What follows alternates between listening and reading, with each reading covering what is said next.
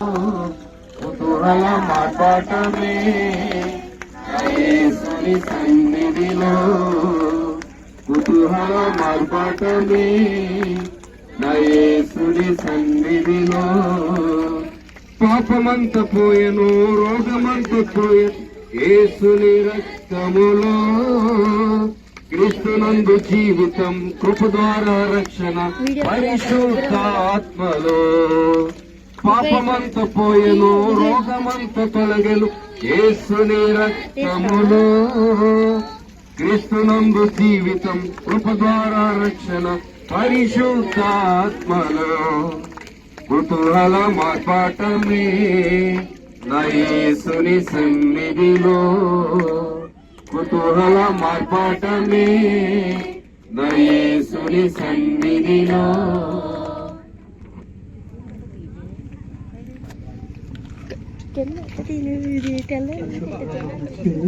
యోహాను సువార్త 3వ అధ్యాయము 13వ వచనాన్ని చదువుతున్నాను. యోహాను సువార్త 3వ అధ్యాయము 13వ వచనం. ఆ సమయమున యోహాను చేత బాప్తిస్మము పొందుటకు యేసు గలిలయ నుండి యొర్దాను దగ్గరనున్న అతని యొద్దకు వచ్చెను. అందుకు యేసు, యోహాను, నేను నీ చేత బాప్తిస్మం పొందవలసినవి ఉండగా నీవు నా యొద్దకు వచ్చుచున్నావని ఆయన నివారింప చూసిన గాని యేసు ఎప్పటి కానిము నీతి యావత్తు ఎలాగ జరుగుటకు మనకు తెలియనదని అతనికి ఉత్తరం ఇచ్చాను. దానికి అతడు ఎలాగో కానిచ్చాను. ఇక్కడ మనం చూసినట్లయితే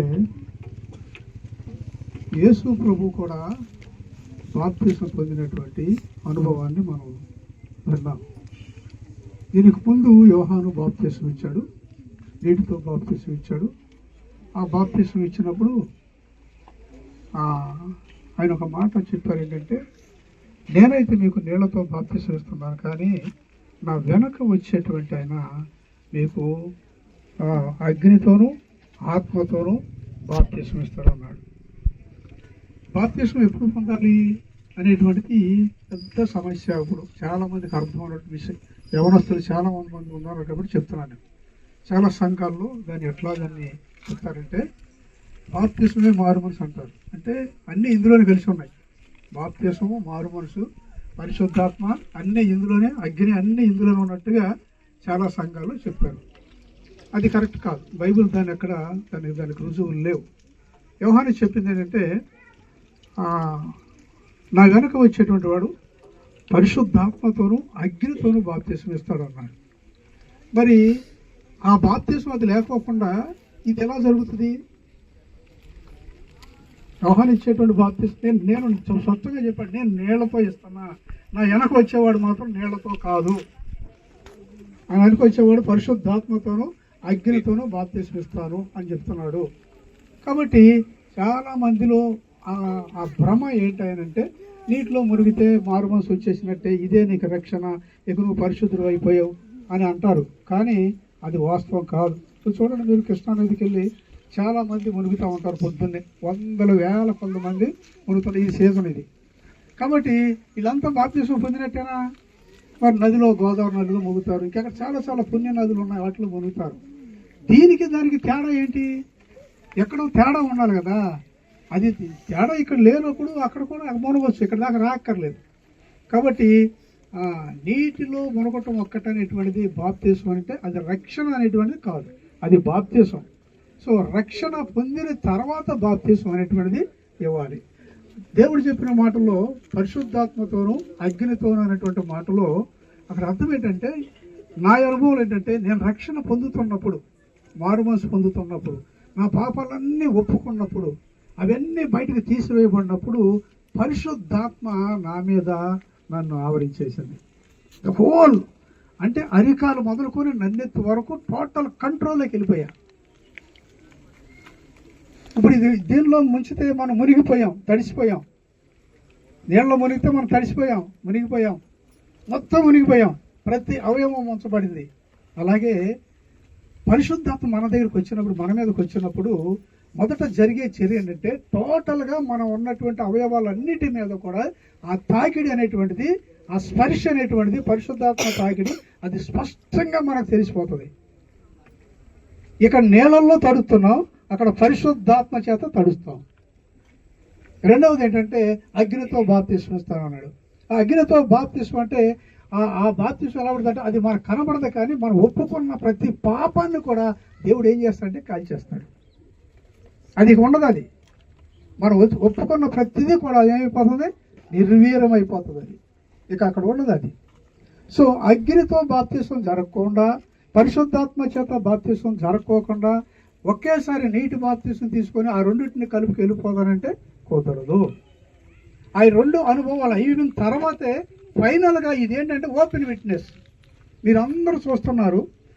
ఏంటి దీనికి ఎందుకు చూస్తున్నారంటే ఇతను పరిశుద్ధాత్మ చేత తాకబడ్డాడు, ఇతని పాపాలు క్షమించబడినాయి, ఇతను శరీర పరిధిలో బ్రతికున్నప్పుడు కూడా అతని పాప క్రియలను కూడా చనిపోయి బ్రతికాడు.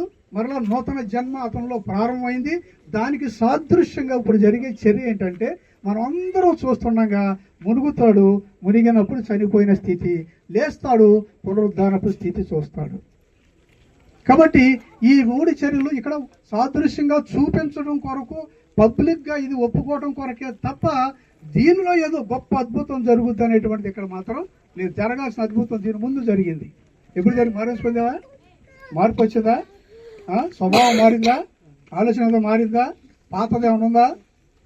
చూడండి, ఈ మార్పు రాకోకుండా ఏదో ముంచామనంటే అది మునుగులు కాదు. కాబట్టి యవనస్తులందరూ గ్రహించాలి ఏంటంటే ఎవరి మాటలకు మీరు మోసపోవద్దు. నీకు బాప్తిస్మం ఇచ్చేస్తాను, నువ్వు దేవునికి నువ్వు రక్షణ పొందేశావు, నువ్వు మా సంఘంలో సభ్యురాలు, నా సభ్యుడు అని అంటే దాన్ని ఎవరు ఒప్పుకోకండి. పాపము నుంచి విడుదల పొందుకోకుండా, దాని మీద జయం లేకోకుండా నువ్వు ఒట్టి బాప్తిసాన్ని తీసుకుంటే దాని వలన ఏమీ మనకు ప్రయోజనం లేకపోగా అది నష్టం. ఎందుకంటే అది వాక్యానుసారమైనది కాదు. కాబట్టి దేవుడు ఇచ్చేటువంటి బాప్తిసం ఎప్పుడు కూడా దీనికి ముందు దేవుడు ఇస్తున్నాడు. ఇప్పుడు దేవుని ప్రతినిధిగా, దేవుని సేవకుడు ఓపెన్గా అందరి ముందు ఈ బాప్తిసాన్ని ఇస్తున్నాడు. కాబట్టి దాన్ని మనం గ్రహించాలి. ఇతను నీ పేరేంటి బాబు? గణేష్. పేరు కూడా మార్చుకోవాలి. కాబట్టి ఈ రీతిగా దేవుడు ఏం చేస్తున్నాడంటే ఇతని యొక్క పేరు ఏదైనా, వంశం ఏదైనా, కులం ఏదైనా ఇవన్నీ దేవుడికి అనవసరం. ఇవన్నీ అనవసరం. కానీ కావలసింది ఏంటి? పాపము నుంచి విడుదల పొందటమే ముఖ్యం. కానీ నువ్వెవరు, ఏంటి, ఏ దేశమా, ఈ దేశమా, నువ్వు రంగా గింగే ఏమీ ఆయన చూడడం. కాబట్టి ఈ బాప్తిస్మం అనేటువంటిది ఓపెన్ విట్నెస్ తప్ప దీనికి ముందు జరగాల్సిన చర్య మాత్రం ఉంది. దాని కొరకు మనందరం కూడా, యవనస్తులందరూ కూడా కొన్ని దినాలు ప్రార్థన చేసుకొని అలాగ పరిశుద్ధాత్మ చేత, అగ్ని చేత బాప్తిస్మం పొంది తర్వాత ఈ నీటి బాప్తిసానికి రావాలని మనం చేస్తున్నాం.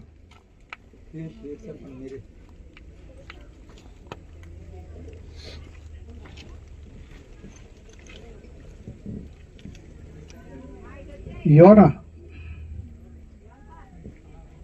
ఇక నుంచి ఈయన పేరు యోనాగా నామకరణం చేస్తున్నాం. ఎందుకంటే తను కూడా 3 దినాలు ఎక్కడున్నాడు? శాప గర్భంలో ఉన్నాడు. దేవుని మాటను వ్యతిరేకించినాడు వాడిగా, దేవుని మాటకు లోబడినాడుగా ఉన్నాడు. తర్వాత తనకు బుద్ధి వచ్చి దేవుడు తన బుద్ధి చెప్పాడు, తిరిగాడు, దేవుని పరిచర్యలో ముందుగా వెళ్ళిపోయాడు. మంచి ఆ ప్రజలందరూ, గ్రామ ప్రజలందరూ, ఆ పట్టణ ప్రజలందరూ కూడా అతను వర్తమానానికి గోనిబట్ట కట్టుకొని పశువులు మొదలుకొని రాజు వరకు అందరూ ప్రార్థన చేసి పశ్చాత్తాపడినప్పుడు వాళ్ళ పట్ల కనికరించి దేవుడు సహాయం చేశాడు. కాబట్టి దేవుడు ఈ నామకరణాన్ని తనకు దయచేసి యోనాని ఎలాగా అనేక ప్రజలకు మంచి మార్పు వచ్చేలాగా ప్రయోజకుడిగా చేశాడో అతను కూడా మరి ఆ విధంగా ఉంటాడని, దేవుడు కూడా ఆ విధంగా సహాయం చేయాలని ఆశపడుతున్నాను. 120,000 మంది కంటే ఎక్కువ మందిని మార్చాడు. రాబో జనాలు ఉందైతే.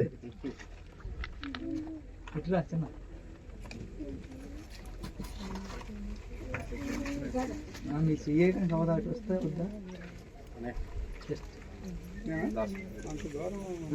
సరే సరే పడరు ఏది నా మైక్ ఇది.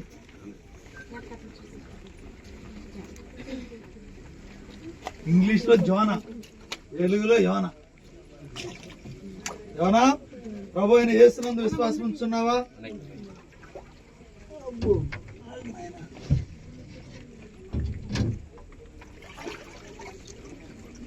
యోనా, ప్రభు అయిన యేసునందు విశ్వాసం ఉంచున్నావా? నీవు పాపములను ఒప్పుకొని మారుమనసు పొందావా? యేసు ప్రభు నీ స్వరక్షకుని అంగీకరించావా? నీ జీవిత కాలం అంతా ఆయన సాక్షిగా బ్రతుకుతావా? నీవిచ్చిన సాక్ష్యమును బట్టి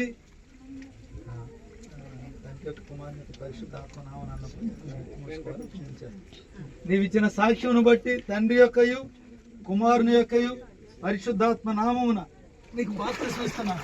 జై జై యేసు రాజా, జై జై రాజాతి రాజా నీకే జై జై, రాజాతి రాజా నీకే జై. దయచేసి ఇక్కడ చాలా మంది యవనస్తులు ఉన్నారు. మరి రేపు లేదు ఎల్లుండి ప్రభుత్వం అయితే మంగళవారం కానీ మళ్ళీ బుధవారం కానీ బాప్తిస్మం కార్యక్రమాలు ఉంటాయి. ఈ 3 రోజులు మీరు బాగా ప్రార్థన చేసుకుని మారుమనసు పొందండి, బాప్తిస్మానికి సిద్ధపడండి, దేవుని సేవకు కూడా సమర్పించుకోనండి. మంచిది. ప్రార్థన ఆశీర్వాదం.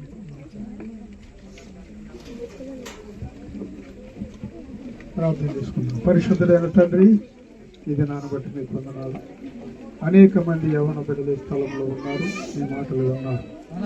దాని సారాంశాన్ని వీళ్ళందరూ గ్రహించి ప్రభా రాబో జనాల్లో వీళ్ళందరూ కూడా మార్పు చెంది బాప్తిసం పొందడానికి మీరు సహాయం చేయండి. ఈ దినాన్ని ప్రభా మీకు తన నామకరణం కూడా చేసి జోనాగా మీరు మార్చారు. ఆ జోనా అనేకులకు దీవెనకరంగా మారారు. ప్రభా ఈ యొక్క సాక్ష్యాన్ని తన రాబో దినాల్లో కాపాడుకుంటూ ముందుకు కొనసాగుతూ అనేకులు దీవెనగా నీకు మహిమకరం ఉండడానికి మీరు సహాయం చేయండి. నీ ఆత్మ నింపుదల దాయించేయండి. తన మనసాక్షిని భద్రంగా కాపాడుకుంటూ ముందున్నటువంటి దినాలలో ఎక్కడ చంచలత్వం లేకుండా అపవాది తాకుండా ప్రభా నిబ్బరమ కలిగిన వాడై విశ్వాస యోధుడిగా చేసి ప్రభా అనేకులకు మాదిరిగా జీవించడానికి మీరే సహాయం ఇచ్చామని అప్పటికి లైపరచమని యేసునామమున అడిగి వేడుకొనుచున్నాను మా తండ్రి. తండ్రి దేవుని ప్రేమ కుమారుని యొక్క కృప పరిశుద్ధాత్మక సహవాసం ప్రార్థించిన మేరకు మనందరికి సహాయం చేసి నడిపించి మహిమా గంట ప్రభావం పొందును గాక.